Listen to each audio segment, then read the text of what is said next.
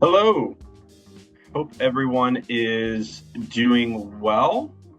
Thank you very much for joining our webinar today. We're going to be talking about the Americans with Disability Act. It turns 36 years old this month. Thank you for joining our webinar today. We are ReciteMe. We are a digital accessibility provider. Today, I am joined by my colleague, Abby. She is joining us from the UK. Abby, would you like to say hi and do a little introduction?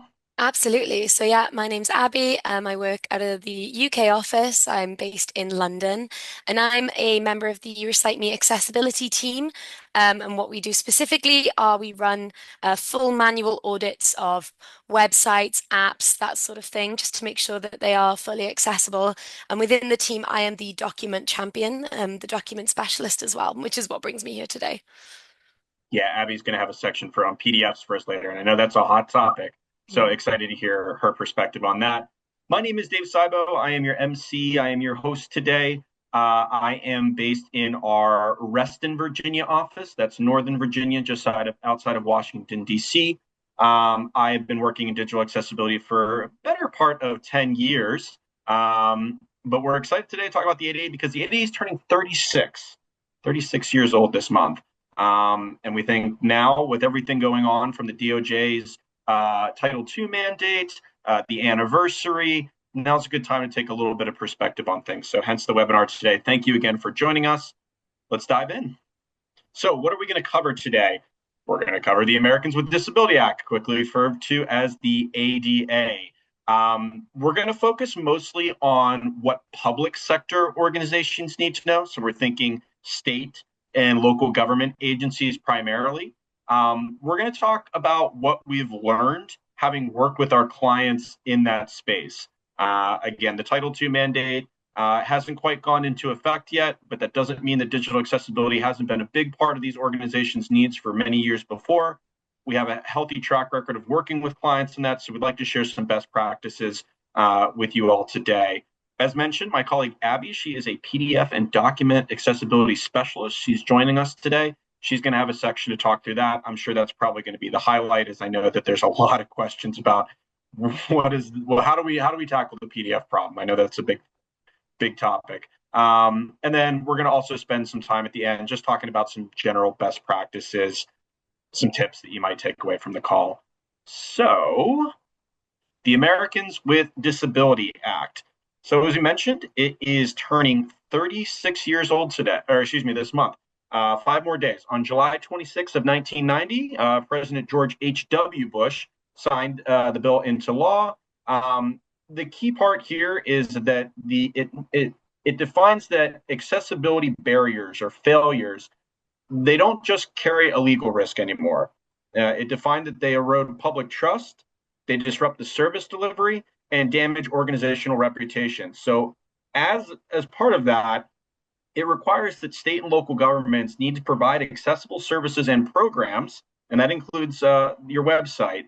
Um, it also includes that users must be able to report any problems that they have. There has to be an open line of communication for a citizen to be able to reach out to their local government, their state agency, and say, hey, I'm having a challenge here. Can you please help me with it? Um, in addition to this and the 36th anniversary, we're going to be running a marketing campaign. So let's talk a little bit more about the Title II mandate under the Americans with Disability Act.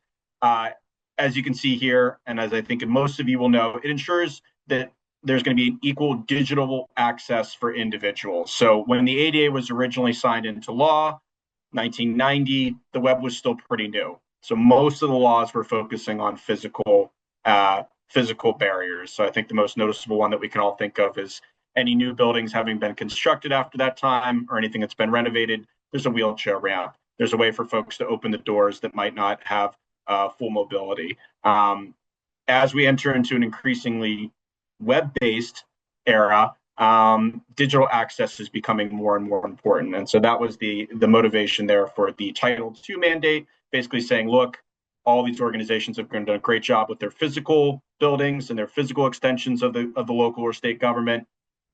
It's time that the web components catch up on that. So that really does include any digital assets. It's not just a website. It's PDFs, like we're going to talk a little bit on later. It's mobile apps. It's any digital asset that your organization has. What would it mean for me to be accessible? The good news is that there is an international standard that can help you test and verify. It gives you metrics to test against. It's called WCAG, WCAG. And under the ADA, what we're going to be testing against is WCAG 2.1 level AA. We can spend some more time in the questions diving into some of the differences. There are different WCAG standards. For example, right now there is WCAG 2.2 out. We can talk about the differences between level A and double A. But for right now, we're just going to focus on this is the legal requirement, WCAG 2.1 level double A. And the goal of those standards is that we're going to remove digital barriers. We need to make sure that we have an equitable experience and that folks can access the information just like everyone else. It improves inclusivity and participation in society. Obviously, that's very important, and it's a legal requirement. If we don't comply with this, there can be consequences, most likely in the form of a civil suit. But things can escalate all the way to something like the Justice Department getting involved. So we don't want to scare folks. I think usually the best way to approach digital accessibility is to come at it from a place of inclusivity and wanting to do the right thing. But we do want to be transparent that failure to not comply, there is a stick element here as well, unfortunately. So as I got a little ahead of myself earlier, we're running a celebration of the ADA's anniversary. We're calling it 36 for 36. It's 36 years of progress. But this year, we really want to focus on action. As most of you will know, that the original Title II mandate was supposed to go to effect this spring, and it got delayed by 1 year. So organizations with over 50,000 constituents, their deadline is now April of 2027. If you have less than 50,000 in population, your deadline is now April of 2028. We don't want to wait that long. Progress shouldn't have to wait for another milestone. It shouldn't have to wait another year. So we're doing a year-long accessibility initiative. We're going to give you some more details after the call here, but we're going to be doing some free work, helping organizations meet accessibility. So we're launching that today. Be on the lookout after the webinar for a little bit more information about what exactly is all involved. All right, so what do public sectors need to know? I've mentioned this before, the Title II mandate. It's called the Title II mandate because under the ADA, Title II is the applicable part of the law that applies to public organizations, most notably state agencies, local governments, and everything affiliated with them. There is also Title III under ADA. If we have anyone that's joining us and they're thinking, I'm not a state agency, I'm not a local government, does this still apply to me? Yes, private businesses are still required to provide an equitable experience to create a accessible environment. You would just be under Title III instead. And then there's also a separate law outside of the ADA called the Rehabilitation Act of 1973. And there are two components of that law, Section 504 and Section 508. The gist of it there is if you receive funds from the federal government, most commonly if you are a nonprofit that receives funding from the federal government, or if you are a contractor that works with the federal government, you are held to the same standards as that agency that is providing you funding.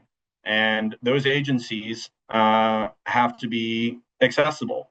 They've been having to do this even before the Americans with Disability Act. It was signed in 1973. So a little slightly different. You're unlikely to get a civil suit under Section 504, Section 508. However, a different risk is implied. If you're not accessible and you're not able to demonstrate that, there is potential that you could lose that funding in the future. So the next time that you're looking to sign a contract with a federal agency or trying to win business with a new one, they may deny you if you can't prove that you're accessible. So a couple different areas where this is coming at organizations, just to highlight that it's not just one law, It's not just a snapshot in time. This has been ongoing for several years now, decades. And this is sort of the culmination of it. So a common myth that we want to address up front is I'm just a small organization. There's no way that I'm going to be on the radar. They're going to go after, the EPA, the state of New York, things that everyone knows about. The trend shows differently.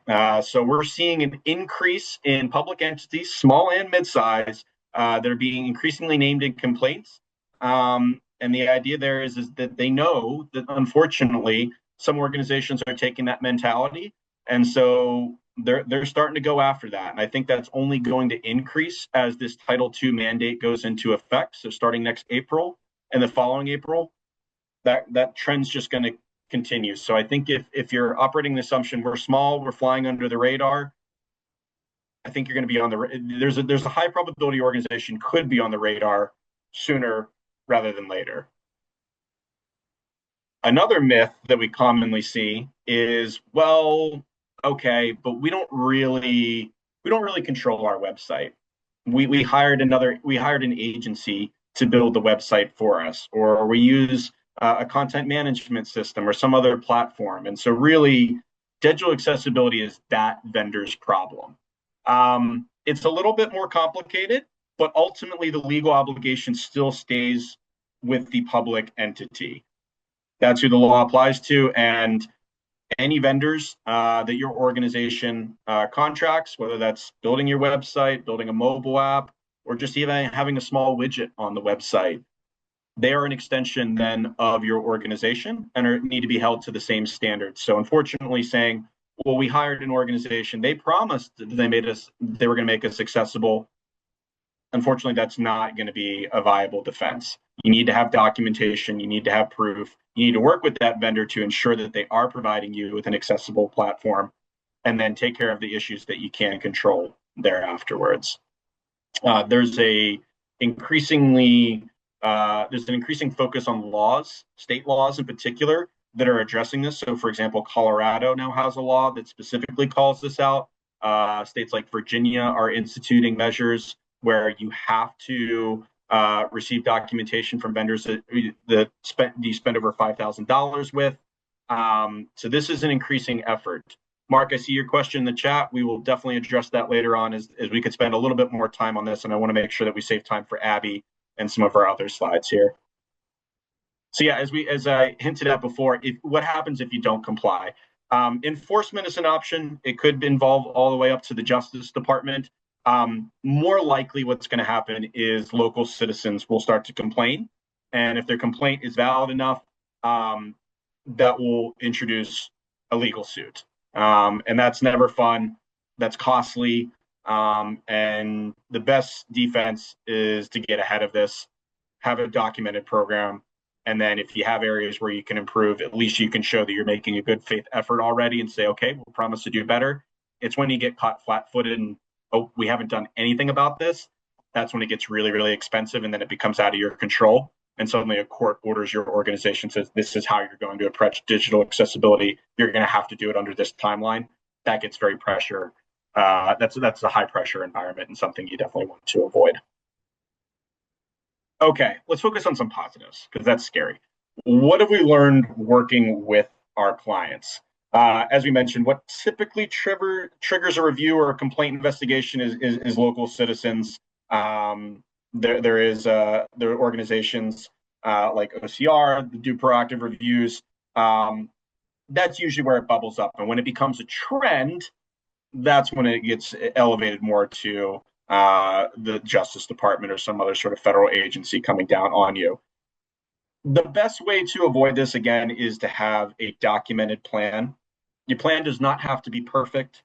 The plan can change over time, but having a plan, having it written down, and being able to demonstrate that you are following the plan as best that you can and that you're making meaningful progress towards this, 99% of the time, that's gonna get you out of the mud here. And so one of the best ways to prove that you're making meaningful progress is to have small, frequent assessments of your digital properties. You can think of them like audits.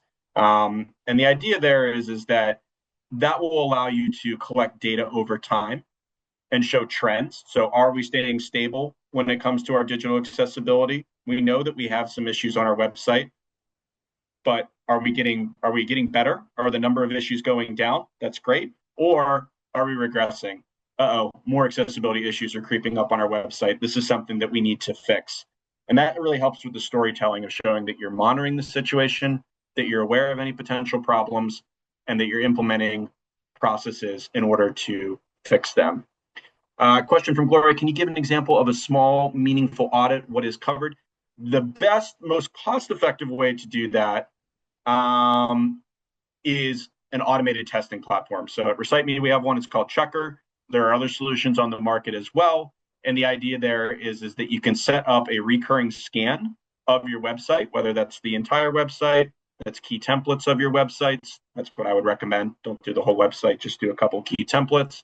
And essentially what it'll do is it'll find accessibility issues. We talked about WCAG earlier, 2.1 AA. You can set that standard, ask it to find any accessibility issues under that standard, and it creates a nice little to-do list for you. And then you start working through that to-do list. Solutions like ours, they will provide a little bit of context on the severity of the violation. Not all violations are created equal. Some are blockers. Someone using assistive technology cannot move forward with the website with this violation in place, versus others are, it's not ideal, but technically there's a workaround. And so you want to prioritize based on that. So an automated testing solution is usually the best, most cost-effective way to do these more frequent audits. Good question, Gloria. I'm conscious of time. Again, I want to save time for Abby. So the ideal scenario is that you embed accessibility into every phase of your website or mobile app or any design that you have for any new digital assets that you have. Being proactive will lead to fewer accessibility issues. Fixing them after they've already been pushed into production, after they're already live, is always more complicated. So doing it early, doing it frequently, get feedback from people outside if you can. Welcome third-party perspectives. That's usually the best way to get ahead of this. All right, Abby, the moment everyone's been waiting for, the hidden risk. Thank you very Yeah. much, David. So I'm going to sort of springboard off everything that David's already covered, and I'm going to show it to you guys with a practical example in the form of PDFs and document accessibility.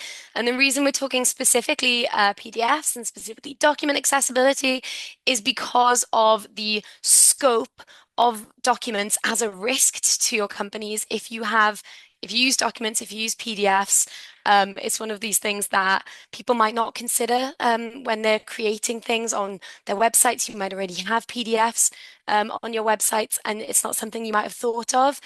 So it's sort of, yeah, it's that hidden risk that's sitting there that you might not be aware of. So we're just going to explore, I'm going to explore a little bit about that. So just to start, when I'm talking about document accessibility, what exactly do I mean? Well, just to sort of give a high-level overview of the basics, I'm going to talk a lot specifically about PDFs, but ultimately PDFs are authored typically from maybe a Word document or a PowerPoint or some sort of source document. And exactly like David was just talking about in terms of embedding accessibility at an earlier stage, PDFs are more like a result, and then that authored, source document is the earliest stage. So when you're creating documents, you want to try and bring in accessibility as early as possible through things like using built-in features as much as possible. Whether or not you guys work on Google Suite or Microsoft or whatever systems that you use, chances are they will have some sort of styles built in. So you might be able to select some text and assign it as a heading rather than just making it large and bold. And what this will do is that it correctly identifies that content as a heading to assistive technology. Whereas if you're just relying on the fact that it's larger or bolder, assistive technology kind of has to guess what's a heading and what's plain text. So that's what I mean when I talk about using inbuilt styles. Then there's also some visual considerations, so color contrast ratios. This is something that's relevant to both web accessibility, mobile, digital and frankly physical as well. Color contrast ratios is something that will always be relevant and is the most common accessibility issue that we find and that I find in my testing. Um, Good consistency always. If you're using a particular size and font for your headings, use that throughout the document. Don't suddenly change sizes or fonts. A lot of different users, in particular neurodivergent users, so those with autism, ADHD, dyslexia, that sort of thing, will rely on that consistency to help digest documents and information. Structure is really important. Things like table of contents, making sure you've got your page numbers, summary slides if you're in a slide deck, that sort of thing. And then digging specifically into PDFs, which I'm going to talk about a fair amount here, there's a lot of metadata that goes into the accessibility of PDFs. So things like having a language identified and a clear title and that sort of thing. But also PDFs rely on tags. You might have seen these, you might know these. It basically just identifies what is present in the PDF for assistive technologies. So for example, you would have a heading tag or a list tag, that sort of thing, just so that users can be perfectly clear what the content is on that page.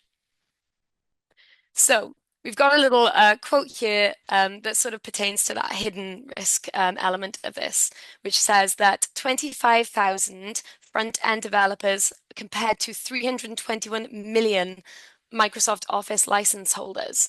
So what that shows you is the difference between the amount of people that are involved here versus the amount of material that is coming out here, right? And so the scope of this issue with PDFs is so vast. And this is Microsoft Office specifically. So this doesn't even touch upon users of Google Suite, or people might have their own custom programs to use.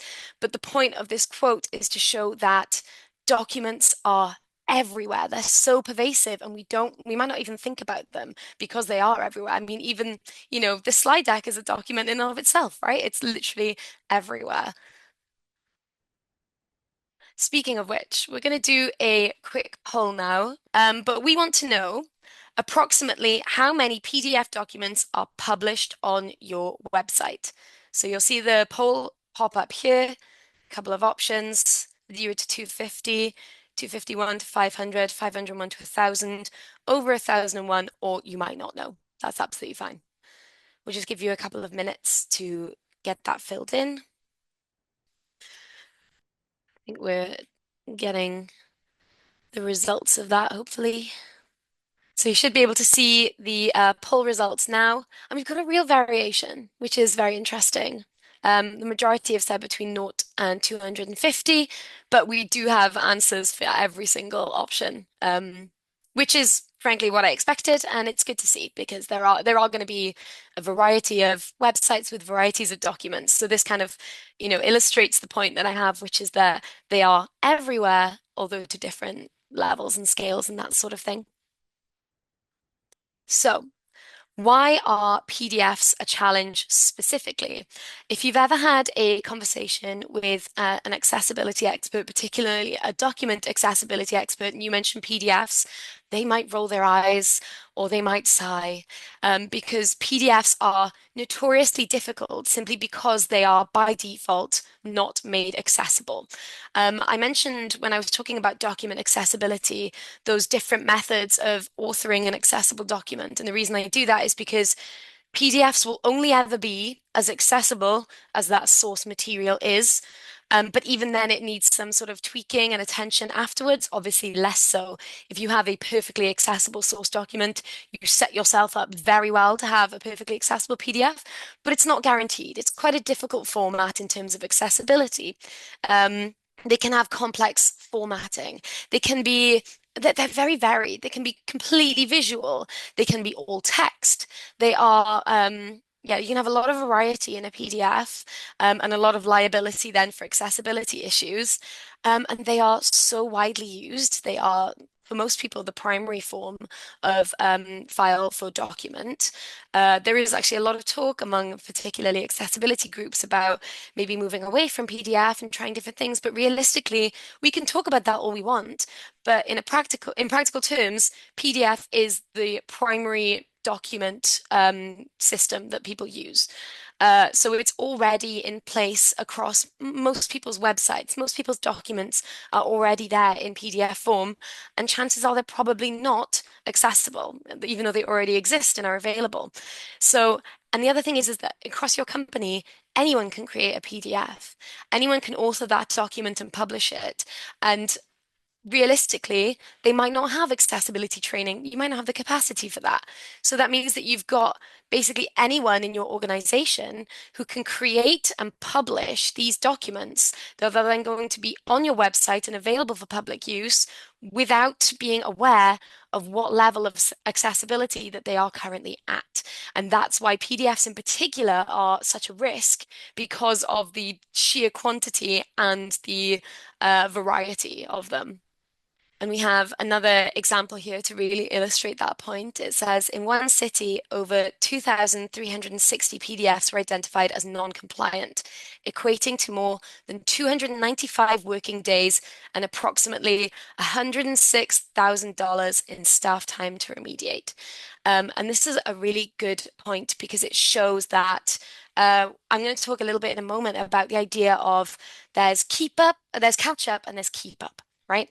So you might already have thousands of PDFs that are in place without knowing the level of accessibility. Dealing with those is a sort of an exercise in catch up. But then starting now, you can start implementing processes, training, that sort of thing that will help with keep up, which is that from here on out, you have accessibility in mind when dealing with PDFs. So breaking that down, this is kind of related to that, what I was talking about just now. This is the process according to Recite Me when we're helping clients with their PDFs. This is how we work internally with our PDFs. We have a automated PDF remediator tool, which is particularly useful, especially for that the catch-up element of it. Because if you are sitting here with hundreds or thousands of documents on your site, chance like the capacity, the resources that you require in order to remediate all of those PDFs could be frankly more than what you can handle if you're trying to manually remediate all of those PDFs. PDF remediation is quite a lengthy process to do manually. But with an automated PDF remediator like the one that we have at ReciteMe, it is a much quicker process. So the first step is to find out how many PDFs are on your website. I think judging by the poll earlier, most of you are aware of how many you have, but you might not be sure, and that's absolutely fine. I think, if you're put on the spot and told to, say how many you have, chances are you might not have a clue. So you'd have to go away and find out how many PDFs that you're working with, basically, and then categorize them. So by date is a great way to categorize them. I also know that within ADA, something else that might be important when you're considering categorizing those PDFs is which ones are currently used and relevant. Because you might have older PDFs that are essentially archived and are no longer relevant, but you might also have older PDFs that are still in use today and are still relevant to your users, clients, constituents, anyone that's involved there. So it's good to categorize them as well to help with prioritizing fixes going forwards. See the true cost, build a clear business case. This is the breakdown of that remediation plan. What are you going to fix when and why? Thinking about which ones to prioritize, which ones you might fully remediate, which ones you might automate it. You might try automate some and manually remediate others. But basically to have a plan in place and then finally work through it. Get on that path, start taking those steps. I know David earlier spoke about putting a plan in place and executing it step by step. That's such a great general rule for accessibility, is to take everything one step at a time. It's never helpful to sort of write everything down and look at it as a massive whole and try and jump on it all at once. It can be overwhelming. We always say that accessibility is about the journey, not about the destination. So realistically, you want to have this plan in place, and then just keep thinking about, okay, now what's the next step for us? It would be disproportionate for us to fix all of our PDFs. We've heard this before. There is a section of ADA that's called undue burden, and the idea is that basically it's about the cost you put in versus the benefit you get out. But the thing is, this isn't a watertight argument. Even within multiple different legislations where there are exceptions in place, such as undue burden, a lot of the time, those exceptions are designed to be temporary to help out companies that might be struggling. They're not a fallback. It's not something that you can rely on and say, well, we don't need to remediate our PDFs because nobody's going to use them, or we don't need to remediate our PDF because we don't have disabled users. Disabilities are everywhere, and 80% of all disabilities are invisible, and 1 in 4 of us will experience disability at some point in our lifetime. So this is an issue that is relevant to almost everyone. So you can't fall back and say, well, it's undue burden, and this isn't relevant to us, because you would actually have to prove that realistically. This will come under scrutiny should it ever go into a court of law. And realistically, it's not a safe argument. It's not watertight. It's not something that you can rely on. Obviously, there are going to be legitimate exceptions, but we would encourage people to see this as a sort of a temporary grace pause on fixing PDFs rather than a, well, we don't need to fix them. You do. You just might allow yourself a little bit more time if you meet those exceptional circumstances. And then sort of similarly, when I talk about those like exceptions, so one exception might be undue burden. Again, could you prove it under scrutiny? Fine. Another thing here is those third-party suppliers or vendors. I know that David touched upon this earlier. It's also relevant for document accessibility. If you use a third party for your digital services, but then you publish those documents as, you know, it's your company publishing them or it's you publishing them, you are still liable for them. The accountability sits with you. You are not able to say, well, you know, that wasn't our fault because we didn't actually, you know, handle these PDFs. If they're published, if they're on your site, if they're under your name, they're your PDFs. And further to that, even if they're not, even if you are working with third-party services, you are encouraged to encourage them, right? Accessibility, a lot of the time, people take steps because of pressure.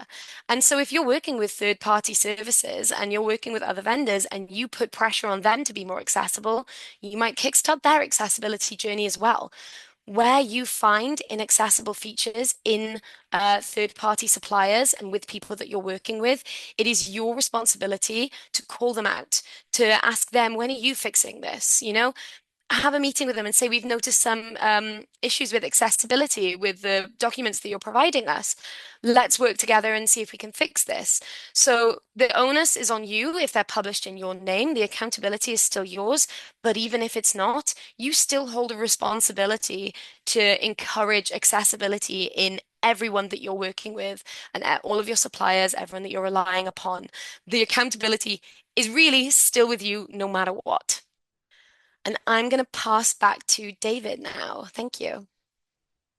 Thank you, Abby. I found that really helpful. Again, I know that there's a lot of questions about digital accessibility right now, especially with the Title II mandate coming up. PDFs, though, stand out in particular. There's just it's a whole, it could be its own whole industry, I think, right now, Hmm. especially in the public sector, just due to the volume of them. Thank you, everyone, for participating in our poll. If you found yourself in that 19% that weren't sure how many PDFs that you have, we do have a free resource available where we will crawl your website and tell you how many PDFs that we found.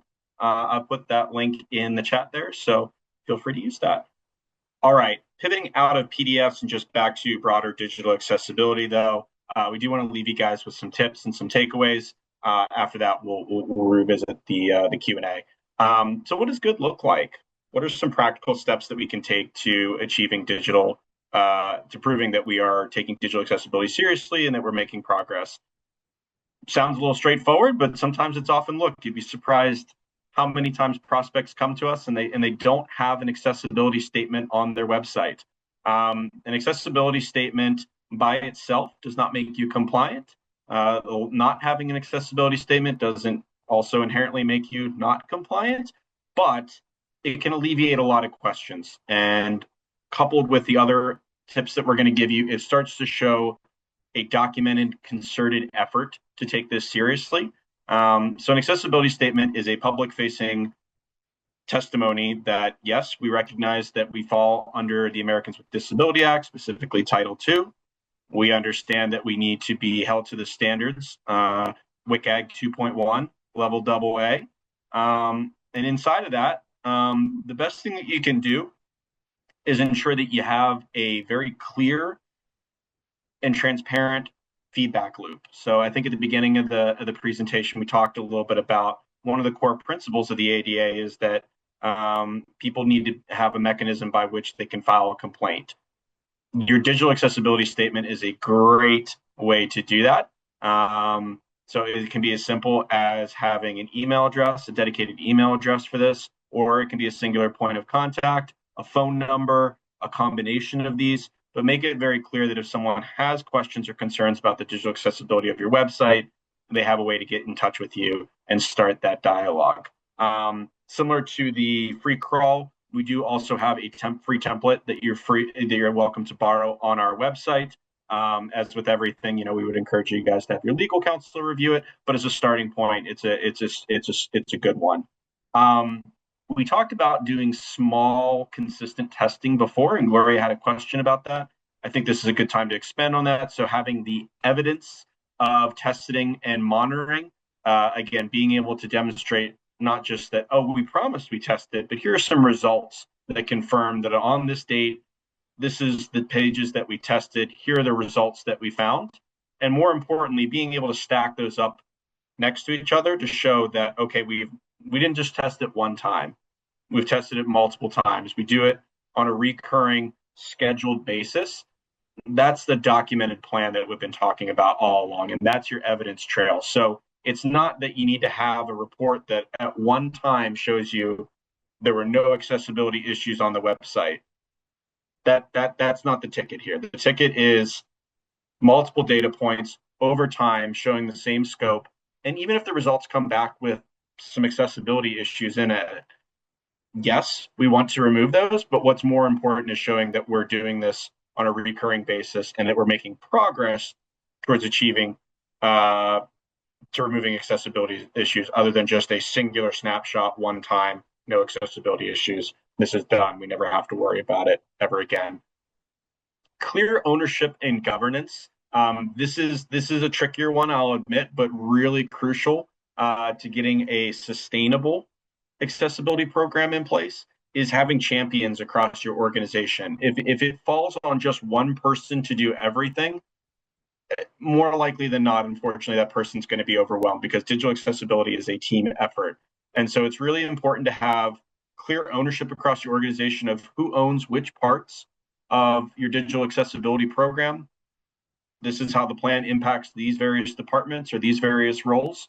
Who's got ownership underneath for that, and who's in charge of tracking this, and who's in charge of making sure that we're going in the right direction, having a governance in place. So involve your leadership, get them involved. Will make your life a lot easier, but also make you much more likely to be successful with this effort.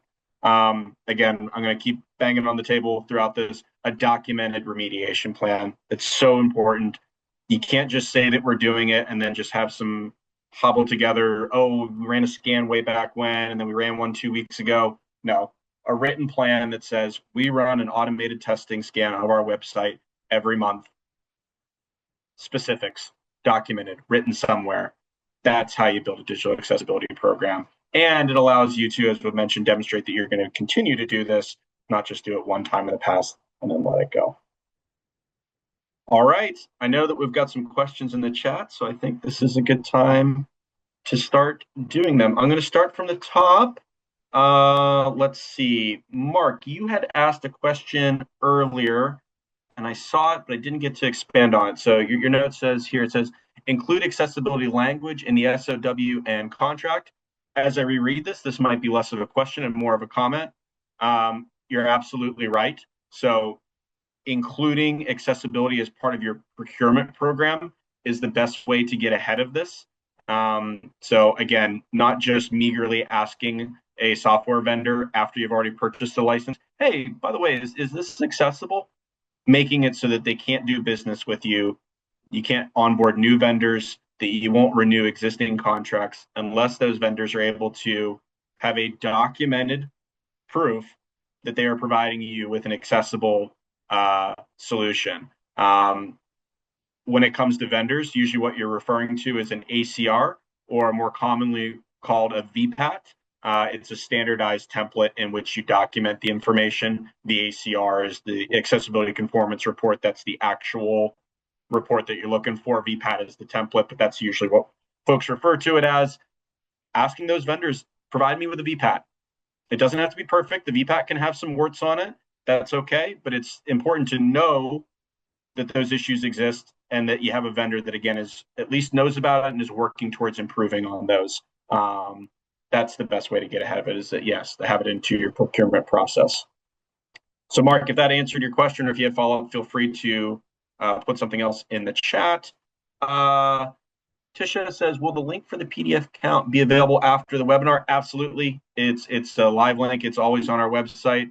I believe Raisa has some follow-up email comms planned. We'll be ensured to include the free tools in that email, including the PDF crawl tool, the accessibility template, all that good stuff. Jeremy, we are a public library and have digital archive that has been many PDFs of scanned historical documents, such as old newspapers. Yep, we see this. Some of the original paper documents do not lead to a totally accessible scanned PDF. We can do a certain amount of fixing, but likely there'll be some limitations. How will these types of PDFs be handled with the new law? Abby, you want to tag team that one? You want to start off? Absolutely. I totally understand. I know that sometimes when particularly you scan things in, yeah, if you've got some older newspapers, books, documents, those sort of things, they may not scan in perfectly, and it may struggle. Software may struggle to recognize different texts. I will say that software is improving over time, so they're able to sort of pick up more, and hopefully it becomes more a case of review and things are mostly accurate as software improves. But I will also say that depending on the scope, you mentioned that you're a public library. I imagine you have quite a large amount of these. So that's something that, for example, is proportionate. If you are a public library and you're dealing with hundreds or more or whatever amount of these things that might not scan in perfectly, that's fine. You're taking steps, you're doing what you can. Like I say, we try and see it more as a journey. So not like a we can't fix this, but more like it's going to take us a long time over, maybe even years to get all this sorted. That's fine. And then another thing that I would point out here is it's really important, like David mentioned earlier, to have that feedback loop. So that if you do have a specific person with a specific disability who needs to access something and can't because it's inaccessible, what they can do is use an accessible feedback method to contact you and get help with that.